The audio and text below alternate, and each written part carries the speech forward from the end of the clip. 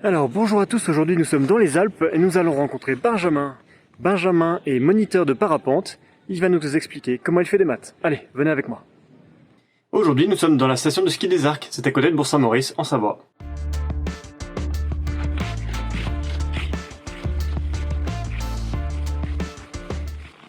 Tiens, salut Benjamin, qu'est-ce que tu fais?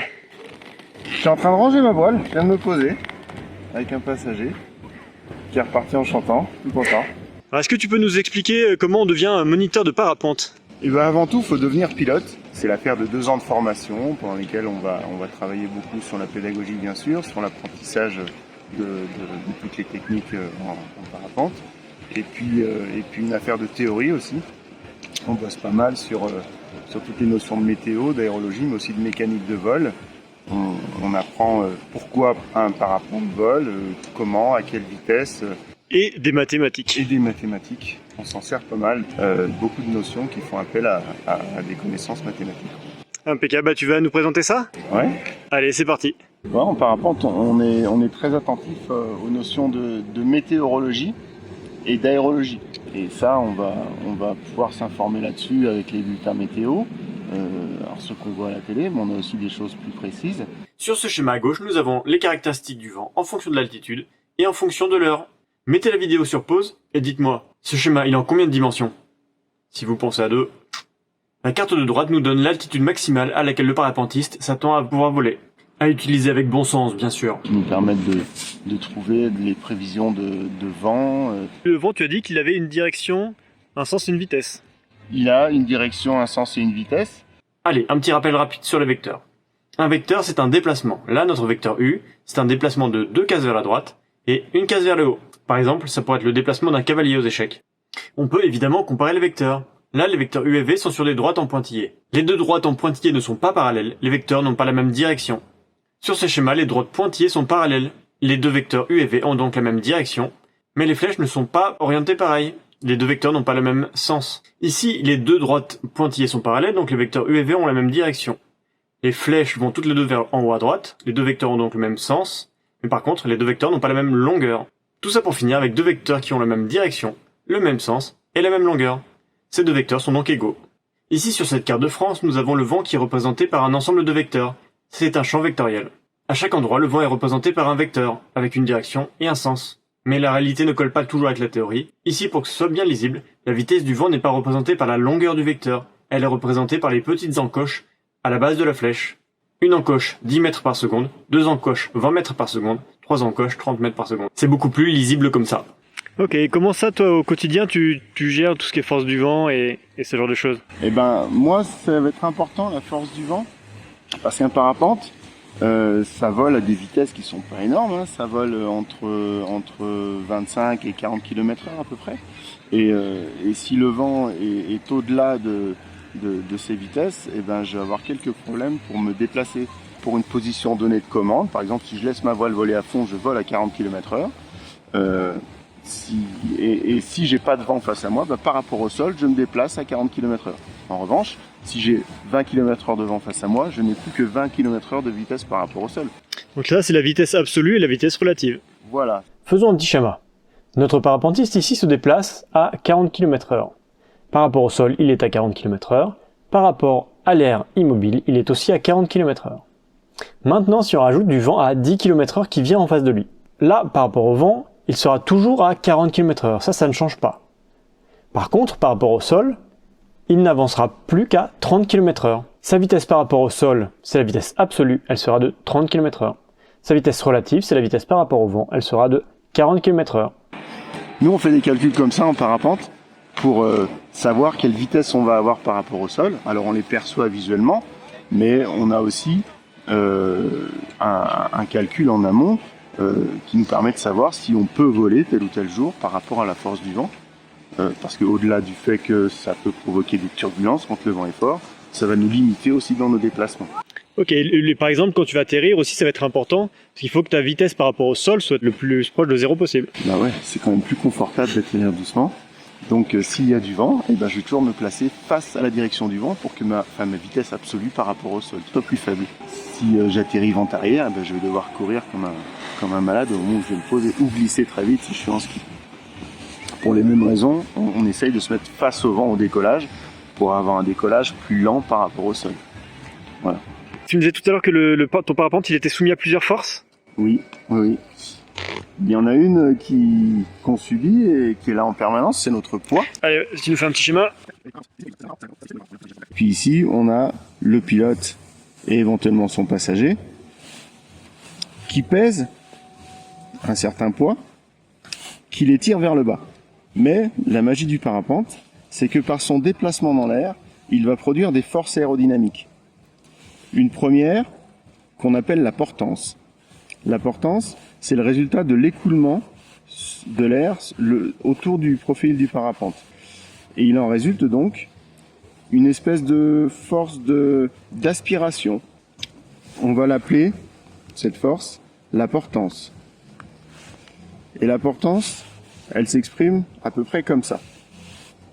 D'accord ? Mais là, vous allez me dire, c'est pas très équilibré comme schéma, parce qu'on a le poids qui tire vers le bas et la portance, elle tire pas exactement vers le haut. Mais c'est parce qu'on a une autre force en parapente qui agit au niveau aérodynamique, c'est la traînée. La traînée, c'est la force qui s'oppose au déplacement du parapente dans l'air. Parce que comme n'importe quoi qui se déplace dans l'air, on subit une opposition à notre déplacement. J'applique la traînée, par exemple, ici, au bout de la portance, ou la portance au bout de ma traînée. J'arrive au même point. C'est une somme de vecteurs. C'est une somme de vecteurs. Et je trouve un bilan, ce qu'on appelle la résultante des forces aérodynamiques, qui s'oppose exactement au poids du passager et du pilote. Donc la somme des vecteurs est nulle. La somme des vecteurs est nulle. La somme des vecteurs est nulle. Qu'est-ce que ça veut dire ce truc ? Pour vérifier qu'une somme des vecteurs est nulle, il y a deux façons de travailler. Soit par la méthode algébrique, soit par la méthode graphique. On va commencer par la méthode algébrique. On va faire la somme des composantes horizontales dans un premier temps. On va vérifier que c'est égal à 0.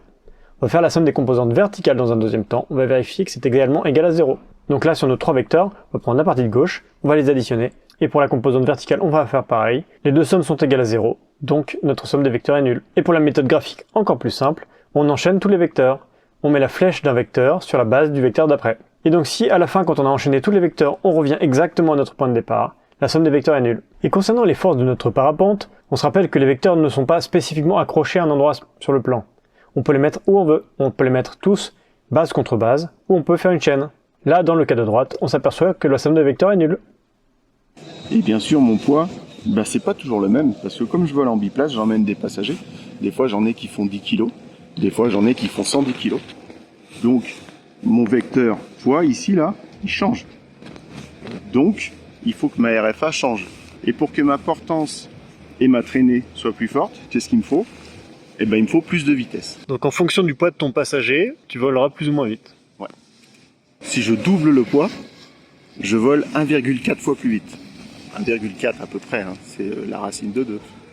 Plus mon passager est lourd, plus l'équipage est lourd, plus le parapente vole vite. Et ça, du coup, j'y réfléchis en amont. C'est pas une fois en l'air que je me dis, tiens, mon passager est léger, j'avance pas vite. Et du coup, je suis gêné pour avancer face au vent. Donc, en fait, avant d'aller voler avec un passager, je me demande quand même quelles sont les conditions. Et surtout, j'observe la force du vent. Parce que ça va être vraiment décisif dans le choix d'emmener quelqu'un ou pas. Donc là, tu me parlais tout à l'heure du vent ascendant et que en fait, la vitesse du vent va changer ton parcours. Il y a du mouvement tout le temps. Et un peu dans toutes les directions, y compris verticalement. L'air peut monter. Et nous, on aime bien ça en parapente. Parce qu'un parapente, il ne fait que descendre dans la masse d'air. On perd à peu près 1,5 mètre chaque seconde. On descend d'1,5 mètre chaque seconde. Si on est dans une masse d'air très stable, qui ne bouge pas, qui n'a pas de mouvements verticaux, on ne va faire que descendre. Donc si j'ai 1500 mètres de hauteur, je sais que si je descends à 1,5 mètre par seconde, 1000 secondes plus tard, je serai posé. D'accord ? 1000 secondes, c'est quoi ? C'est un gros quart d'heure, à peu près. Donc j'ai un potentiel d'un quart d'heure de vol sur 1500 mètres de dénivelé. Mais on aime bien voler longtemps, parce que c'est bien. Donc on va chercher les mouvements verticaux, notamment les mouvements d'ascendance. Si l'air monte, pour différentes raisons, on va pouvoir exploiter ça. Imaginons que je sois dans une masse d'air qui s'élève à un endroit à 1,5 mètre par seconde, justement. Ça va compenser exactement mon taux de chute dans l'air. Moi, je descends dans l'air à 1,5 mètre par seconde, mais l'air, lui, monte à 1,5 mètre par seconde. Au bilan, par rapport au sol, je ne descends pas. Donc je vais m'appliquer à rester dans cette zone d'ascendance pour prolonger mon vol. Ça, c'est déjà bien. Et les ascendances, ça peut être plus généreux que ça peut monter à 2, 3, 5 mètres par seconde. Et si j'ai ça, je serai en train de descendre dans une masse d'air qui, elle, monte beaucoup plus vite que je ne descends dedans. Et donc, je vais pouvoir gagner de la hauteur. Donc, prolonger d'autant plus mon vol, en temps, mais aussi en distance, pourquoi pas, parce qu'une fois que je serai arrivé en haut de cette ascendance, eh ben, je pourrai partir pour planer beaucoup plus loin. Et comme ça, on peut se faire de longues balades en parapente. Donc, on va exploiter les mouvements verticaux de la masse d'air. Vous avez déjà vu les oiseaux qui tournent en rond, là. Ils font pas ça parce qu'ils s'ennuient, c'est parce qu'ils sont dans une zone où ça monte, et ça leur permet d'économiser leur force, de ne pas battre des ailes pour rester en l'air. À plus forte raison pour nous, on peut pas tellement battre des ailes en parapente, donc si on veut rester plus longtemps en l'air, il faut qu'on trouve des zones ascendantes. Donc là, tu me disais que quand tu changes de voile, il y a un paramètre en particulier que tu vas regarder? Oui, c'est son plané, ce qu'on appelle la finesse d'un parapente. C'est la capacité qu'il a à voler loin, avec deux parapentes différents. Je vais pas aller à la même distance en partant du même endroit. Et le jeu en parapente aussi, c'est de voler le plus loin possible. Imaginons que j'ai deux parapentes sur lesquelles j'hésite. Je vais en acheter un et je vais tester un petit peu leur performance. Je vais prendre des mesures pendant mon vol, lorsque je vais essayer les deux voiles. Et il y en a une, par exemple, je vais constater qu'elle descend chaque seconde de 1,5 m. Et qu'elle avance sur trajectoire à, on va dire, 36 km/h. L'autre voile, je vais la tester aussi, et je vais m'apercevoir qu'elle ne descend qu'à 1,2 m par seconde. Avec une même vitesse sur trajectoire en revanche. Elle avance aussi à 36 km/h. Laquelle va être la plus intéressante? Alors intuitivement, rapidement, on sait que c'est celle qui descend le moins vite. Mais on va faire un petit calcul pour savoir ce que c'est, la différence entre les deux voiles. On va trouver Pythagore dans cette affaire. Pythagore, il est là. Et qu'est-ce qu'on va faire comme calcul? On va essayer de trouver quelle est la vitesse horizontale. Donc, ici, grâce à Pythagore, je sais que l'hypoténuse au carré, donc 36 km/h, donc 10 mètres par seconde, est égale au petit côté, au carré, plus le grand côté ici, au carré. Alors nous voici ici avec un Pythagore, mais au lieu d'avoir des distances comme d'habitude, ici on a des vitesses. Ça marche aussi. Donc ici ça va nous donner vitesse horizontale au carré plus vitesse verticale au carré est égal à vitesse sur trajectoire au carré. Donc là on cherche la vitesse horizontale. Donc on va isoler la vitesse horizontale. On va le mettre tout seul à gauche. Donc ça va nous donner vitesse horizontale au carré est égal à la vitesse sur trajectoire au carré moins la vitesse verticale au carré. Les plus malins d'entre vous auront bien vérifié que ce sont les mêmes unités. Mais là, ce ne sont pas les mêmes unités. Il faut donc convertir avant de faire les calculs. Sinon, le résultat sera faux. Benjamin, à toi les calculs. VH ici est égal à 9,89. On arrondit la deuxième unité. La deuxième décimale. Deuxième calcul. VH est égal à 9,92. Comment tu peux nous comparer ces deux résultats-là? Eh ben, je m'aperçois qu'ici, j'ai une vitesse horizontale qui est plus importante que là. Donc là, Benjamin utilise la formule de la finesse. La formule de la finesse, c'est la distance horizontale divisée par la distance verticale. Cela nous permet, si on descend de 1, de savoir de combien on va avancer. Tu nous as fait le calcul là, donc là ta finesse c'est de 6,6, donc ça veut dire que si tu pars d'un point quelconque, tu vas arriver 6,6 km plus loin, et là ta finesse c'est de 8,27, donc du coup tu arriveras 8,27 km plus loin. Ouais. Pour une descente de 1 km en hauteur. En hauteur. Donc avec cette voile, je vais planer plus d'1,5 km plus loin. Bon allez, c'est bien pour aujourd'hui, on a bien bossé, maintenant on fait le bilan. Alors, les outils utilisés par Benjamin. La lecture de graphiques complexes, égalité de vecteurs, champ vectoriel, addition de nombres relatifs, modélisation d'une situation par un schéma, somme de vecteurs, égalité de vecteurs, conversion d'unités par calcul mental, arrondi à la valeur significative proche, théorème de Pythagore, résolution d'équations du second degré et homogénéisation des unités. Ok, donc je vais te laisser finir, ranger ta voile. Donc merci beaucoup pour toutes ces informations. Et puis bon vol. Un grand plaisir, merci. Merci à Benjamin de nous avoir reçus. Bossez bien les maths et en attendant, je suis sûr que vous allez pouvoir trouver quelque chose d'intéressant dans la prochaine vidéo. Ciao!